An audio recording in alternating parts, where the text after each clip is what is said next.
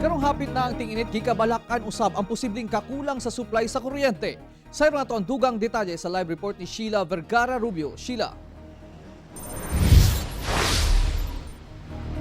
Real gipaniguro sa Davao Light and Power Company nga bastante ang supply sa kuryente karong hapit na ang summer.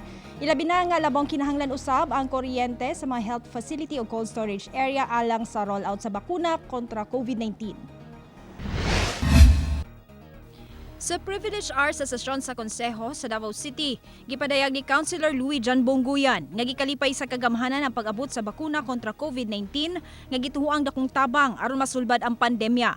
Ang maong mga bakuna importante kaayo busa, kinahanglan mapahimutang sa require nga saktong temperatura sa cold storage facility.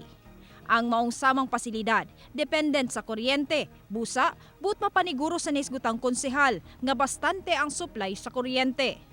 To be able to achieve this, one of the primary requirements is a stable electric supply. Vaccines need to be stored at a certain temperature in order to retain its effectiveness.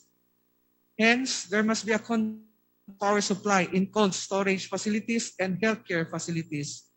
Gibutyag ni Fermin Edelion, tigpamaba sa Davao Light and Power Company, nga sanglit gamay lamang ang demand sa kuryente karong panahon nga daghang establishmento ang wala maka-operate bunga sa pandemya. Busa, bastante ang supply sa kuryente, bisan pa man og hapit na ang ting-init. Gipaniguro nila sa kagamhanan nga dili mabalaka sa supply sa kuryente ngadto sa mga health and cold storage facility. Again, we would like to assure everyone that we can cover the requirements not only in Davao City, but in all the franchise area of Davao Light. We have also already coordinated with our Davao CHO and the LGUs within our franchise area para masigurado nato na align ang effort on contingencies.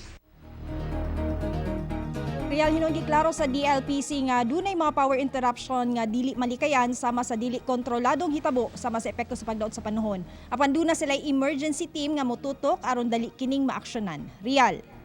Okay, nagsalamat Sheila Vergara Rubio.